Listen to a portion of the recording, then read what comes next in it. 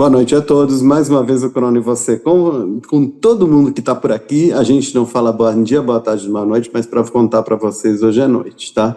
A gente mais uma vez pedindo para vocês se inscreverem, não só assistir, porque ultimamente o pessoal anda assistindo, mas não está se inscrevendo. Então vamos lá. Hoje a gente está com a Ana, tá? Eu vou pedir para ela se apresentar, ela contar um pouco dela, porque eu acho que vai ter muita gente aí do outro lado que vai gostar de conhecer a Ana. Vamos lá? Oi, Cosmo. Aqui a gente costuma dizer bom dia, boa tarde, boa noite, porque somos internacionais.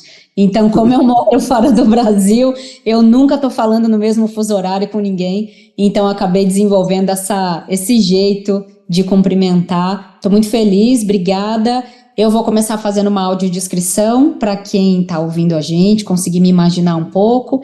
Então, eu sou a Ana, eu tenho a pele branca, o cabelo bem curtinho, mais repicado, castanho escuro, tenho os olhos castanhos claros, eu tô com óculos assim, com uma armação preta e rosa, com uma pontinha para cima, de batom mais avermelhado, claro, também de pequenos brincos, tenho uma aliança e um colar prateado um pouco mais longo no pescoço e tô com uma blusa preta de manga comprida.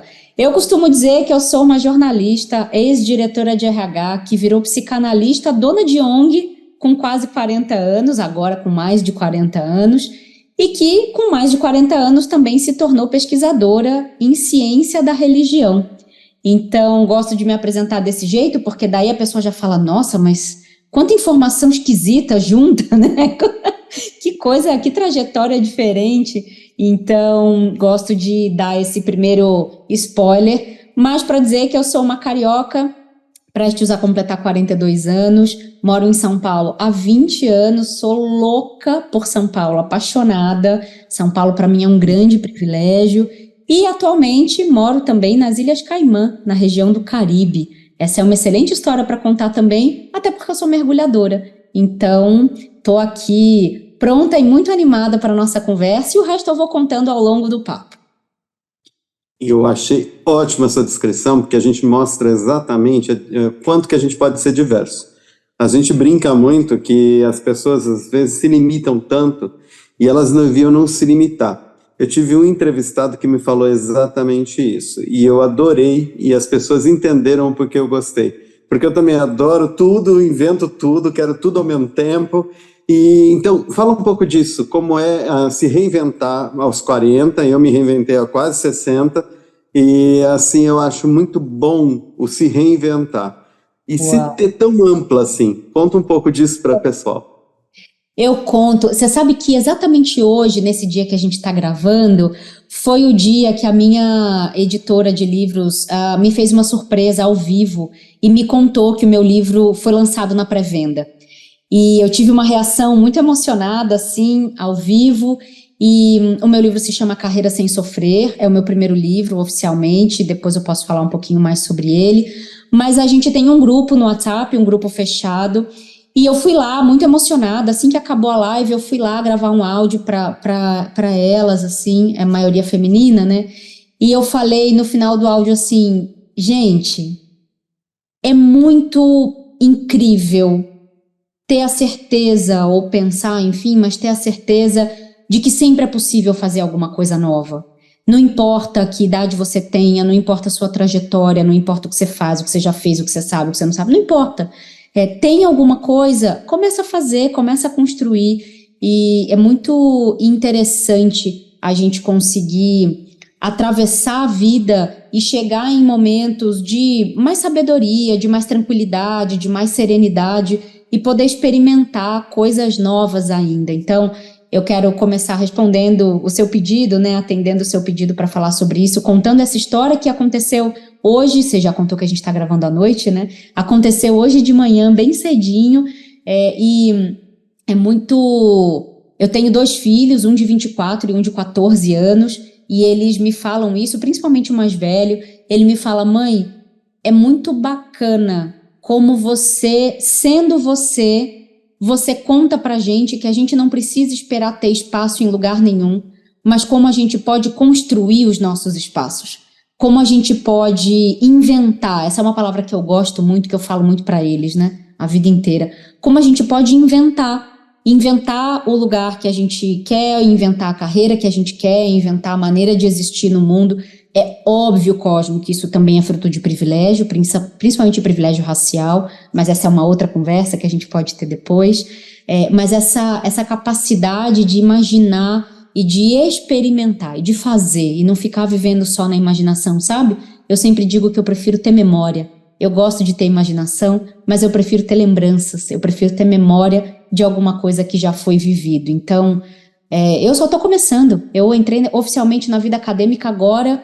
Eu tenho uma vida inteira pela frente, com quase 42 anos, quando eu penso na minha carreira acadêmica, por exemplo. Então, é assim que eu enxergo esse reinventar.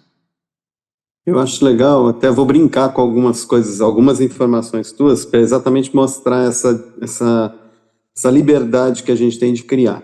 Você falou que você mergulha, tá? Eu vou pegar esse bloco exatamente para falar uma coisa incrível. Uma outra entrevista, uma pessoa me falou que ela fez coisas que ela dizia que ela não gostava, porque ela queria descobrir um universo e às vezes ela acabou descobrindo e gostando, tá? E aí você falou do mergulho com um brilho no olhar, tá? E a gente vê dessa mulher complexa de conhecimentos, tá? E fala do mergulho quando coloca a descrição. É legal isso, conta um pouco desse mergulho, quanto que ele te traz prazer e esse outro lado, esse lado B que a gente tem. Ai, conto, que bom que você perguntou isso. Isso é uma coisa que quase ninguém pergunta quando a gente está numa conversa mais técnica. Acabei não falando na minha audiodescrição, mas atrás de mim tem uma estante de livros virginianamente organizada por temas e por cor. Então você usou essa expressão, né, da complexidade do conhecimento. De fato, eu sou uma pessoa extremamente mental, pragmática. Eu fui executiva por mais de 20 anos, dentro e fora do Brasil. Então, eu sou a mulher da planilha, eu sou a mulher do processo, eu sou a mulher, sabe? Eu fui auditora interna, ISO 9000, né, e tudo. Então, eu sou extremamente pragmática, concreta, objetiva, mas tem um lugar em mim que é muito sensível, que é muito intuitivo, que é muito observador, né? Então, essa coisa de combinar o conhecimento, esse conhecimento mais formal e mais também de livros, com esse conhecimento mais sensorial. E eu estou falando isso para te responder o lugar que o mergulho tem na minha vida. De fato, meu olho brilha um pouco mais. Agora nós somos uma família de mergulhadores morando no Caribe, então é muito incrível ter essa experiência, porque literalmente a gente mergulha toda semana, saindo do deck do restaurante, coloca o cilindro, coloca a nadadeira, mete a máscara e entra no Mar do Caribe, que é uma visibilidade maravilhosa. E eu escolhi o mergulho por algumas razões. Eu sou psicanalista também, né? E eu fico com a sensação, primeiro, de que o mergulho é o mais próximo de voltar para o útero que a gente tem. Então, veja, a gente está dentro d'água, no Caribe a água é mais quente, né? A temperatura da água é mais quentinha, a gente precisa usar pouca roupa, muitas vezes eu mergulho só de maiô, de biquíni. Então, é o contato da pele com a água que me agrada muito e conectada por uma mangueira respirando. Né? E com um som muito característico, um ruído muito característico, que lembra os ruídos de ultrassonografia, por exemplo. Então, é uma atividade onde a gente não conversa, então não tem linguagem oficialmente, não tem uma interação como a gente está tendo aqui agora. Uma coisa ou outra, a gente bate no cilindro, chama ali o grupo para mostrar um peixe, um coral e tudo mais, mas não é uma atividade de linguagem, né? Isso, para quem vive da linguagem como eu, é uma atividade que me tira muito do meu lugar de domínio, vamos chamar dessa forma. E a segunda coisa, na verdade, a segunda e a terceira, é que o mergulho a gente só faz em dupla, não se mergulha sozinho. Acho que esse é uma coisa muito importante. E o meu marido mergulha. Na verdade, eu decidi me tornar mergulhadora por conta dele, porque eu achava de verdade que isso ia ajudar a gente a se conectar mais como casal, e eu estava certa. Então, a gente sempre tem o que a gente chama de um dupla. Então, eu checo o seu equipamento, você checa o meu, a gente não se perde de vista debaixo do mar, e tem procedimentos de segurança, então um tem que prestar atenção no outro e cuidar para que a gente volte vivo, né? Esse é o objetivo. E a terceira coisa é como parece que a gente está voando, porque como não tem a gravidade, né, nesse sentido, assim, a gente treina a flutuabilidade, é como se a gente não tivesse peso, é como se a gente tivesse, de fato, voando em cima de montanhas. Então, quando a gente olha corais muito grandes, né, grandes estruturas no fundo do mar, é uma imensidão e é como se a gente estivesse voando no céu e olhando lá de cima, tanta coisa incrível.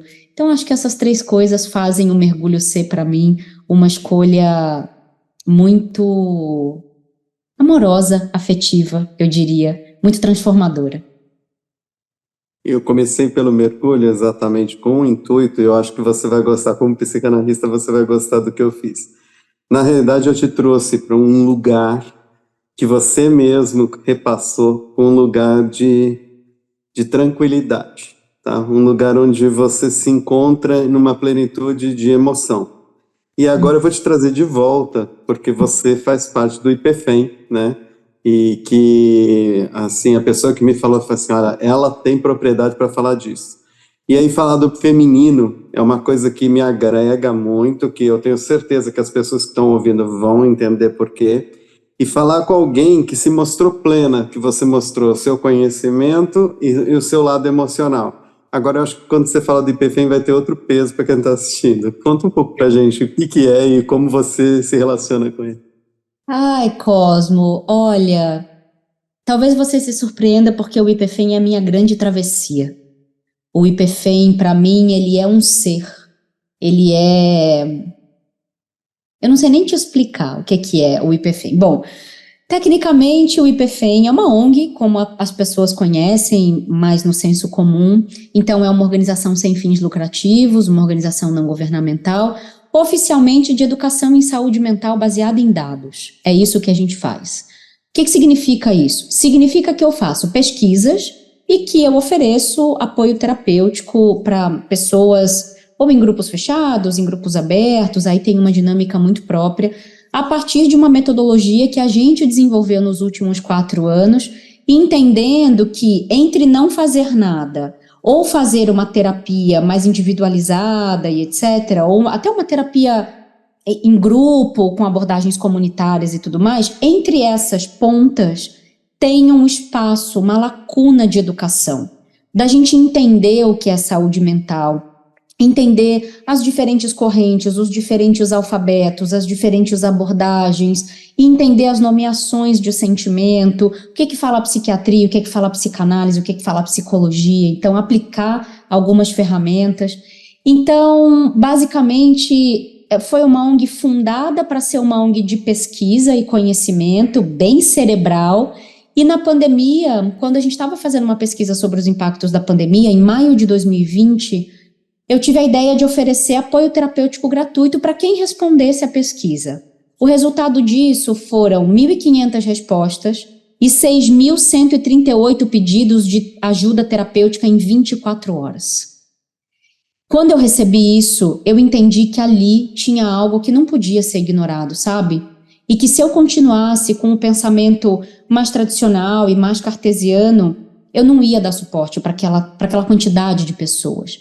Então, a gente desenvolveu um método em que separava as pessoas mais críticas para um atendimento individualizado e para todas as outras a gente oferecia um percurso, uma jornada que vai virar livro, vai sair agora no fim do ano. Então, uma jornada claro, de autoconhecimento, mas também de autoprovocação para a interrupção da autoviolência. A gente já sofre violências em muitas relações, em muitos aspectos, mas a gente precisa se atentar para as violências que a gente produz contra a gente mesmo. E esse é o grande objetivo, quando a gente pensa em objetivo final, esse é o grande objetivo para a pessoa física que o IPFEM almeja, mas quando eu penso no todo, nós somos produtores de conhecimento. Falamos com mulheres até hoje e em 2023 a gente decidiu falar com os homens oficialmente, porque sem os homens a gente não vai conseguir. É como se a gente já tivesse chegado num limite de estudo, num limite de ação, num limite de automelhoria, e agora a gente precisa sim dos homens reconhecendo os deveres para que os nossos direitos estejam garantidos. Faz sentido isso para você?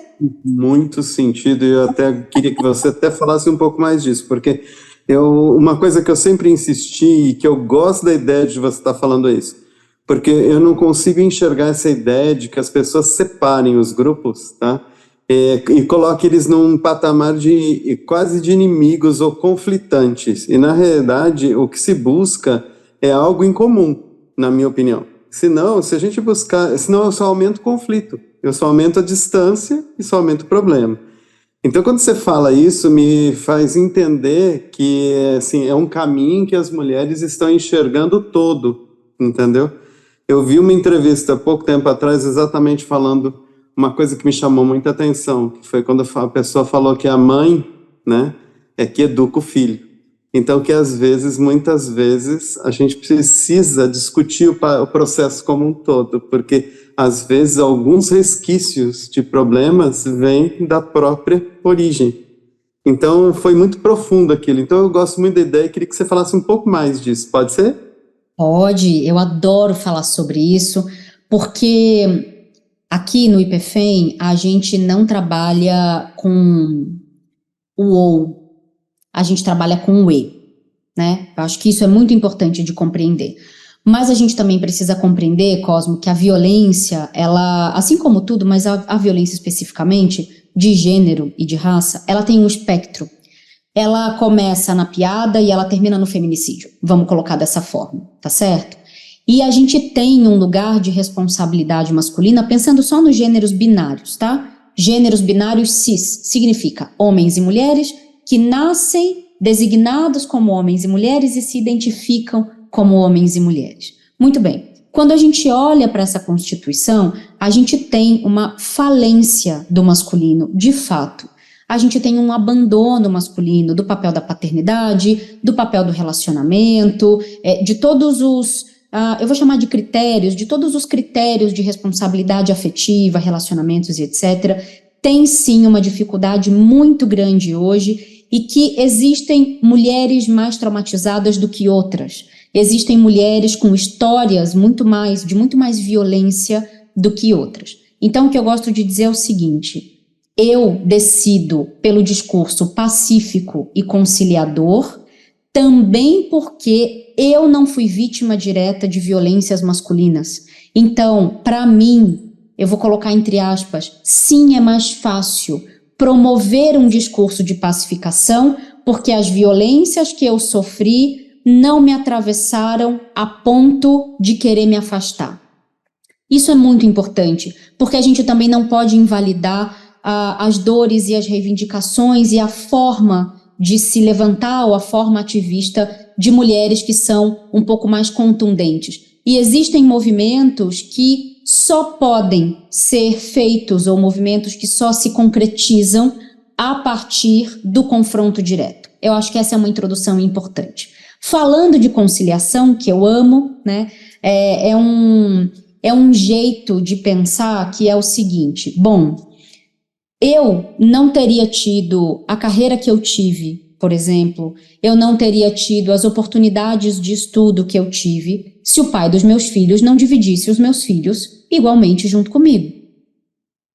Eu não teria podido fazer as coisas que eu faço, e eu tenho filhos homens, então eu também preciso entender a importância e a relevância deles para o mundo. Eu preciso que eles acreditem que eles são importantes, num outro tipo, obviamente, de comportamento, né? Não nesse comportamento padrão, mas eu preciso que eles sejam homens melhores para o mundo. Então, veja, que coerência teria eu se eu dissesse: os homens não são importantes, ou coloquem os homens para lá, ou os homens são inferiores, ou os homens não servem para nada, ou os homens só servem para produzir violência. Até porque homens também são um produto dessa estrutura que a gente vive. Homens também sofrem opressão, homens também têm uma série de questões estéticas. Nunca dá para comparar, obviamente, até porque os homens não estão morrendo diretamente porque as mulheres estão matando eles, mas os homens estão morrendo de suicídio, os homens estão morrendo por questões de saúde mental, os homens morrem mais de acidente, os homens são mais encarcerados, os homens produzem, inclusive, violência contra eles próprios, tá certo? Então, entendendo que o ciclo da violência ele precisa ser mais amplamente debatido. Agora, a minha visão é a seguinte: Eu já falo com mulheres há quase 15 anos, diretamente produzindo retiros de mulheres, né, fazendo trabalhos de liderança e tudo mais. A sensação que eu tenho, Cosmo, é que eu comecei a pregar para convertido. Eu comecei a oferecer, pois é, você tá rindo, né? Eu comecei a oferecer os apoios terapêuticos e a gente fica, assim, correndo atrás do rabo, olhando para todas as soluções que a gente já consegue encampar, que a gente já consegue colocar no mundo, mas elas têm um limite.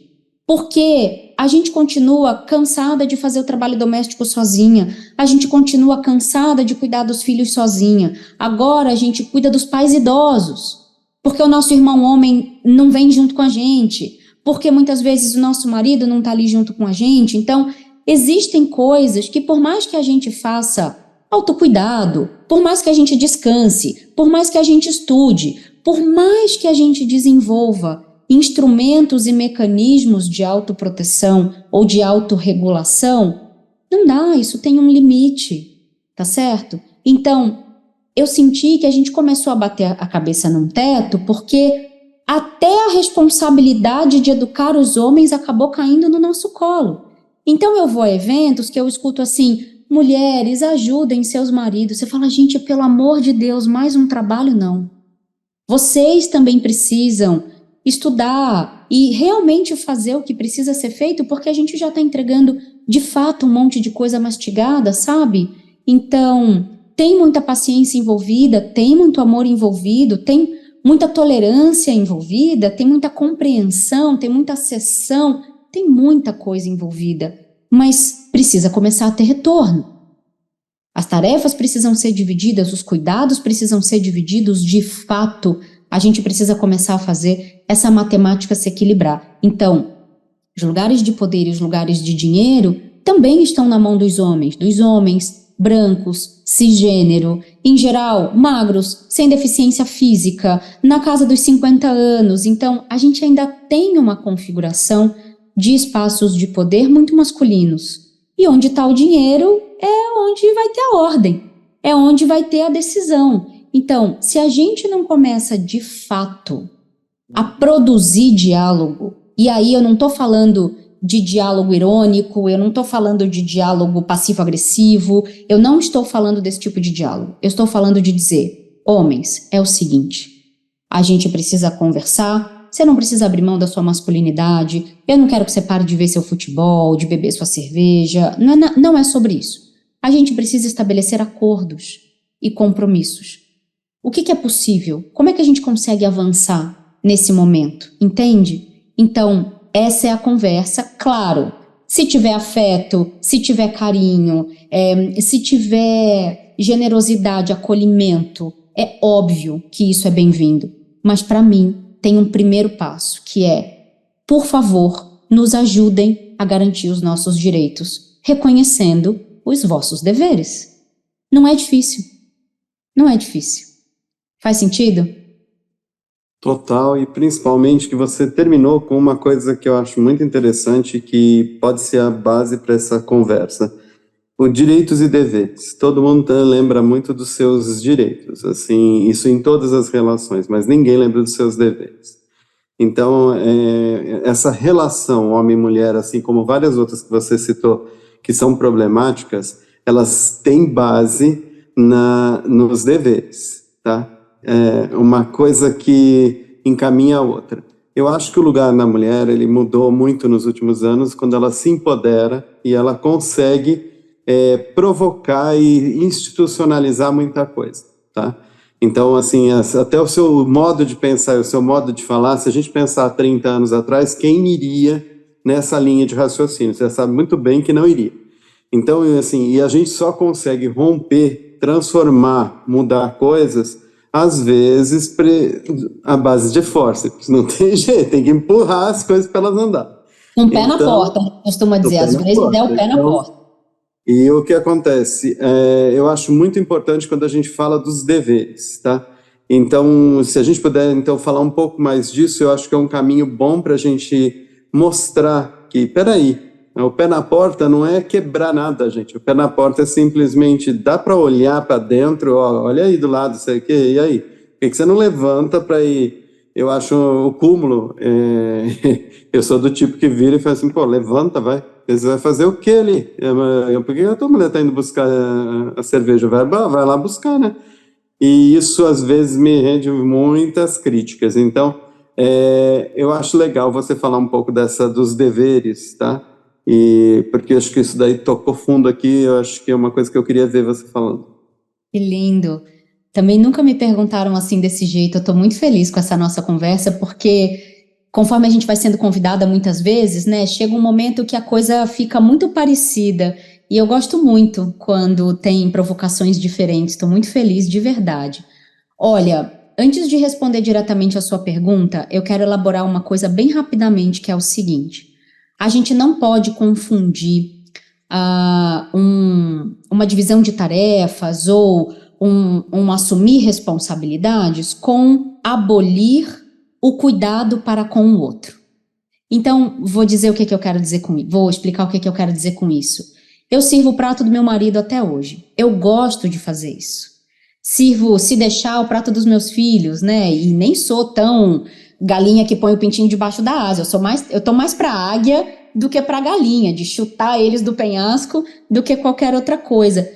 Mas tem algumas coisas, sabe? Então, a coisa eu sou muito da palavra, né? Eu me coloco muito no mundo pela palavra, então eu gosto de escrever carta para eles, eu gosto de fazer as coisas funcionarem em casa, sabe? Então, facilitar a vida deles de muitas formas, nas coisas mais do dia a dia mesmo, pagamento de conta, né? Às vezes precisa fazer uma viagem e tudo.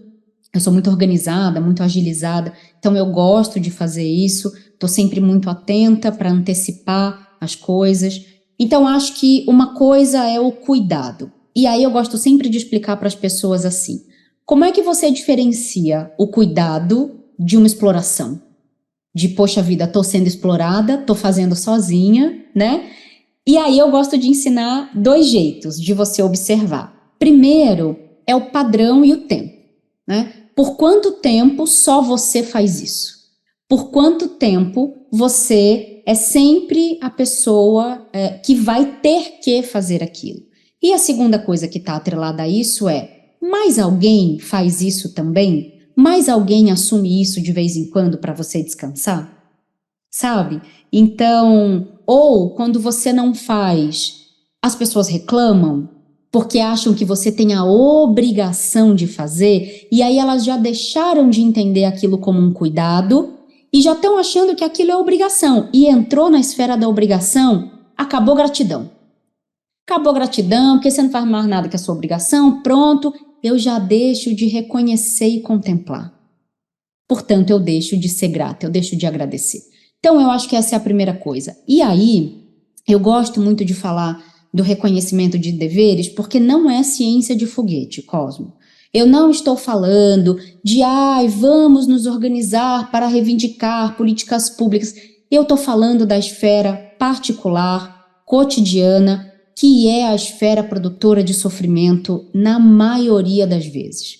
Então, eu estou falando, como eu exemplifiquei, eu estou falando do trabalho doméstico diário. Eu estou falando de limpar a casa, de lavar roupa, do pagamento de contas, de uma vida adulta funcional que precisa existir, de preferência, sem estresse. Porque a gente sabe o que precisa ser feito. E para os meus filhos e para o meu marido, eu falo uma coisa há muitos anos, eu falo, gente, trabalho doméstico não precisa de vagina para ser feito, precisa de mão. Mão nessa casa todo mundo tem, tá certo? Então, todo mundo suja, todo mundo usa, todo mundo desarruma e todo mundo tem mão.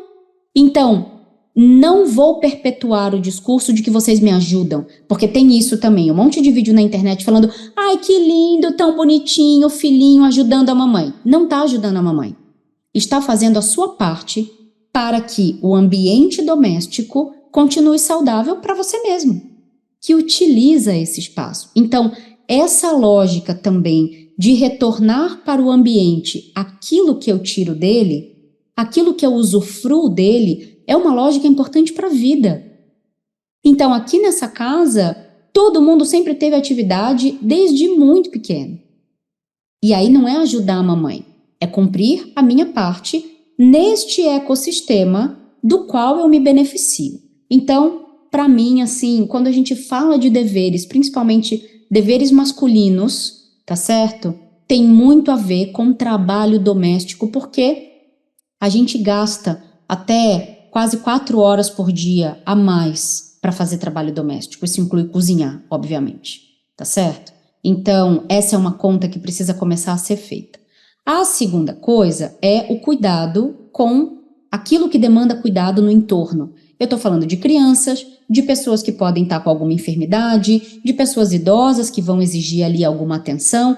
E aí tem uma coisa que os homens falam que atravessa muito as mulheres, que é, mas é só pedir. Ué, mas se você pedir, eu faço.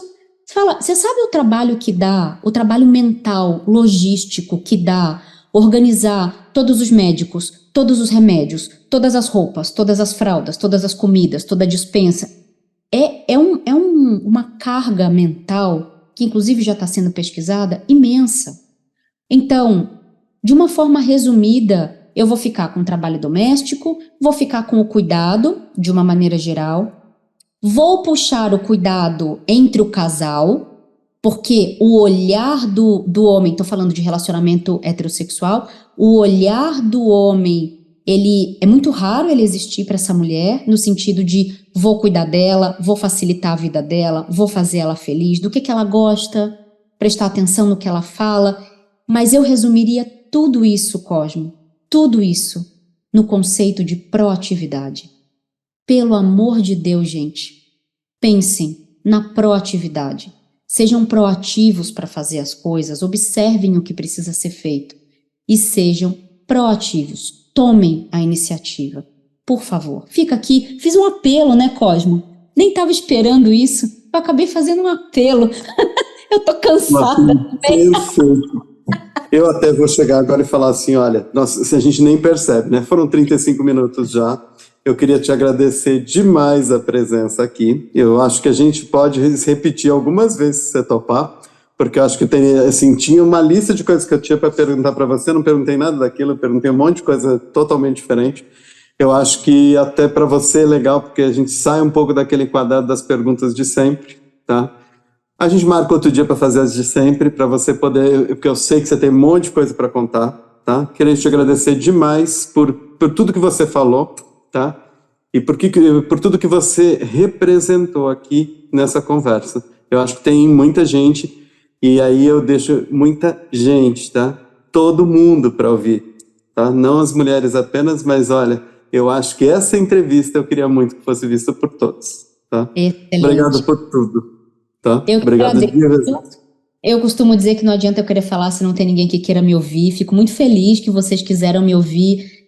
Para quem está escutando a gente, vendo, enfim, vocês me encontram no @ipfem e no @anatomazelli oficial, Ana Tomazelli com Z e 2 L's, lá no Instagram e no LinkedIn. Eu vou adorar receber perguntas, saber o que vocês acharam, né? Me conta. Gostei demais de como você costurou a conversa e estou super disponível. É só chamar que a gente vem. Fechado. Obrigado.